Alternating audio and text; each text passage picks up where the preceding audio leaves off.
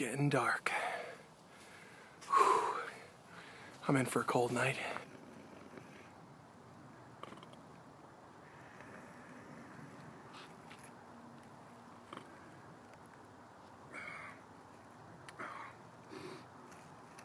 Oh, is it morning already?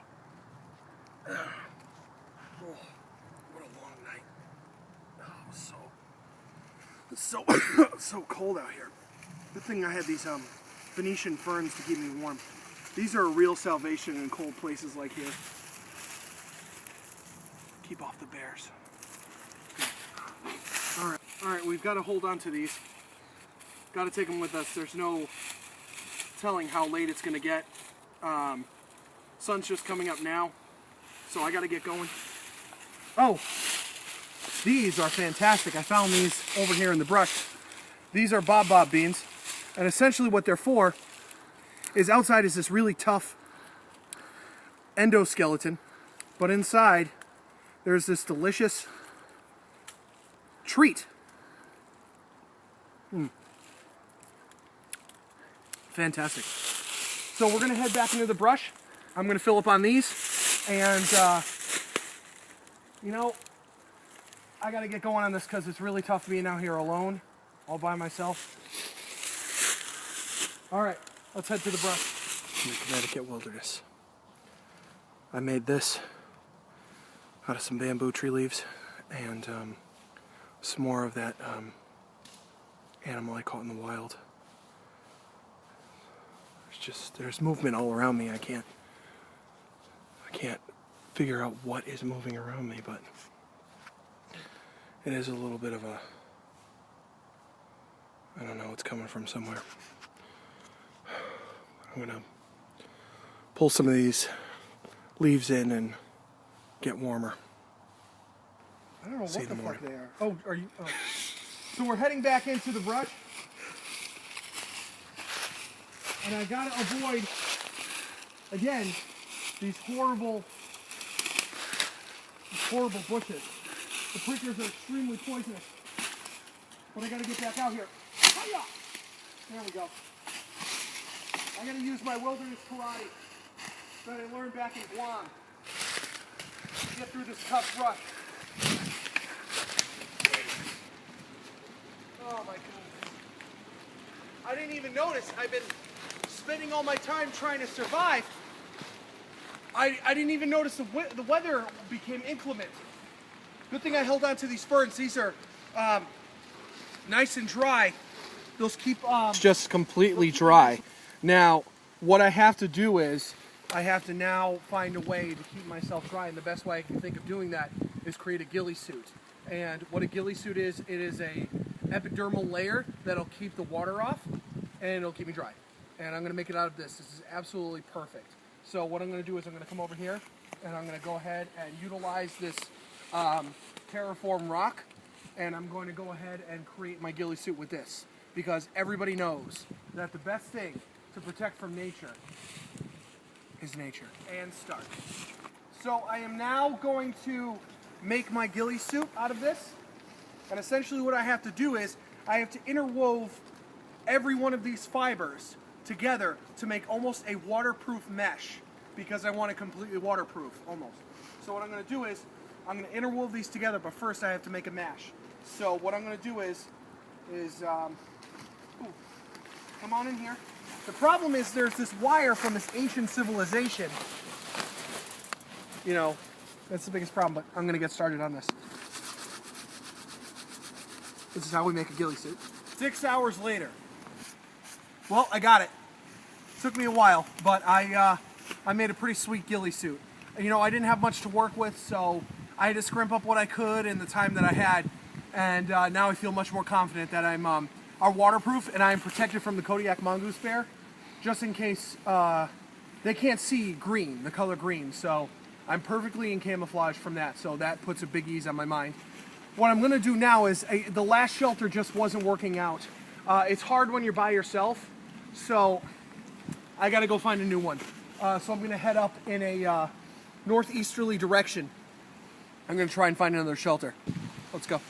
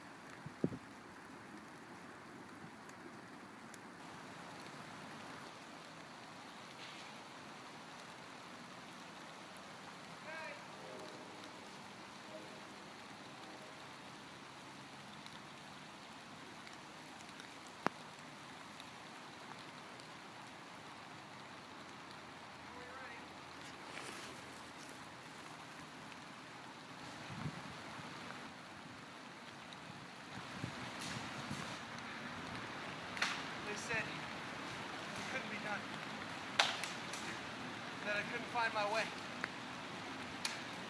I found it. Oh yeah, Michaela Cack. Eco Mocac. Yeah. Oh, okay. Some old hymns from my native people. Columbia, Switzerland. Ah! We made it.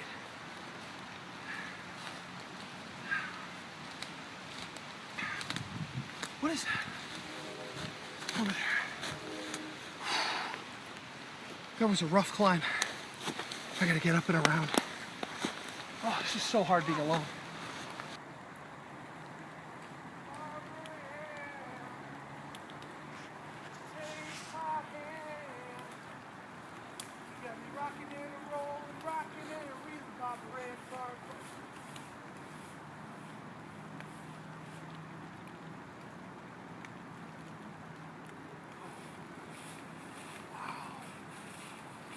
This is absolutely incredible. I thought somebody was here. You know what this is? Ladies and gentlemen, this is a perfect find. This is a lean-to, a classic lean-to and a plastic sheet. This is a survivalist camp. This is a perfect find. There's got to be a cache or something around here of something. I mean, this is perfect. So, it looks like it's stable enough to the point where I can get under here and sleep so that I won't get wet. This is great. I'm gonna have a look around. Now that I have come and I found this phenomenal setup for me, I have to follow the Connecticut Standards of Survival Association, or the CSA, and I have to make the THF, the twine, hatchet, fire. Those are the 3 essential things that I need to survive. So I'm going to get under this, and I'm going to start making the THF now. Step of the THF is twine. This has got to be the hardest thing to make, but it's essential. I got to get it done. So I'm going to take these leaves, and the best way to do it is rub them together until you make the fibrous mass that is twine, and we'll have our tea in the THF. So the THS.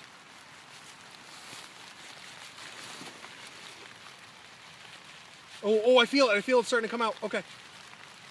Yep. We're starting to make the twine. Ladies and gentlemen, this is working. I can't believe it's working. I trained in Nam for at least 8 years to make this twine, and it's working. Hey, look at that! Look at that! All right, folks, we now have a great start. Give me 20 minutes. We got a bunch of twine. 20 minutes, huh? All right, not bad. All right, now we got to get together the H. We got the T, and we got to get the H. We got to make a hatchet.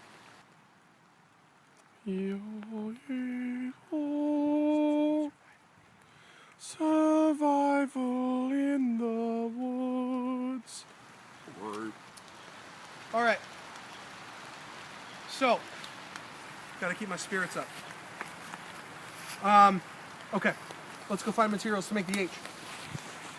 I'm going to leave this at my station for now. Stay there, buddy. Oh, folks, this is absolutely perfect. Taking that view, huh? Isn't that great? The sun decided to just pay me a visit, and as the sun came out, I noticed this immense black thornwood tree, and this is really one of the strongest woods in the world. And fortunately for me, okay, good. My brute strength training in Iowa really helped out. This is going to be great to make the H. But I need a... zoinks, folks! This is perfect. Take a look at that edge. This is great for hatchet material. That's what I'm talking about. Let's make the H. I've got my blackwood thorn stick ready to go here. I've got my plething stone. Here's the blade of my rock. And I'm going to go ahead and I'm going to start forging the edge of this blade. Oh,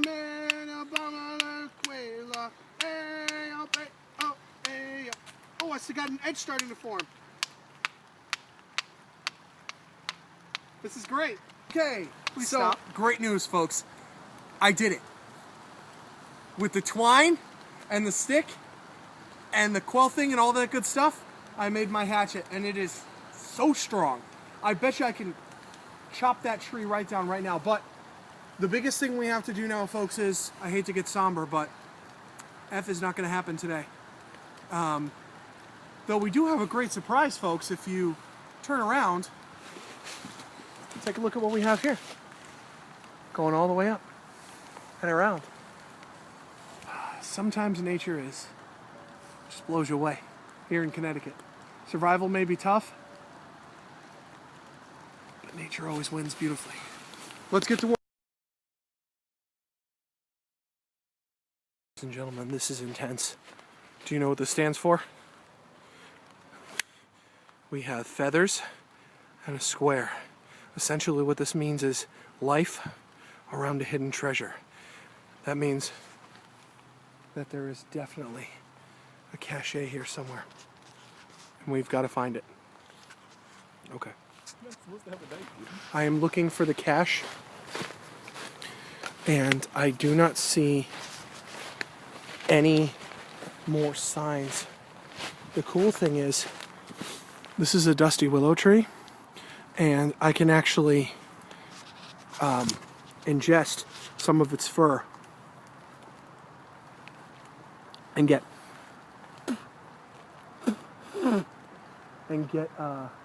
some of the extra vitamin S that I need, which is good because if I'm going to be looking for this cache, I'm going to need the energy. I haven't had a lot of food in a while. The most I've eaten is a bit of that meat from yesterday, and I'm pretty hungry, so I'm going to go foraging out that way to see if I can find something in this beautiful sunset. Fantastic, folks. This is the Dukamuck tree, and the best part about it is these red leaves actually are absolutely packed with this raspberry flavored juice, and I can eat all of these. And do you remember that scene in one of my favorite films, Lord of the Rings, where they had that bread that would, if you took a small bite, it would sustain a man for, hours? Well, the best part about these leaves is these leaves aren't like that at all, but they are absolutely delicious. I'm running out of time. Sunlight is fading quickly, but that is fantastic. I'm going to see if I can go score some game real quick. Out of light, folks. Something tremendous. I was heading over here. I didn't want to take my camera equipment because I didn't want to scare it, because I wanted to be absolutely sure that it's here. But over here, in this old, it has to be like a foundation of some type. Down here, there is a mung-faced nest. Mung-faced are absolutely, they've got to be the most poisonous animal in the entire world. And I didn't even know they were still up here in Connecticut. The best part is, you can make as much noise and jump around all you want and throw things down the hole like sticks or grenades or something, and it won't even budge. But if you do one trick that I'm going to show you, it'll budge. Okay, I'm going to do the Valsalvic maneuver, taught to me by Doug Benson in 1986. And I'm going to go in, and I'm just going to... Next time on SurvivorBoy.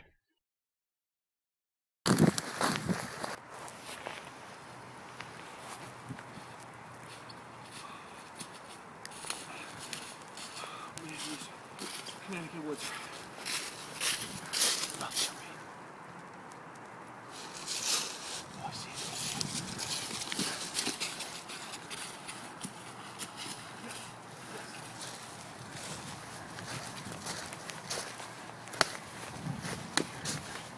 Folks, we found it. Look at this.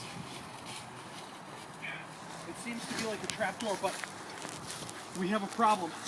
You see, because the old tribes out here used to set up bear teeth traps, and also there was a spray based on the glandular savosilis inside the pelican's neck that would spray poison on its enemies. and trap it in its gullet. So I'm gonna find here we go. I'm gonna find a large stick here, and I'm just gonna go in and use a first class lever and pull it off. Wish me luck.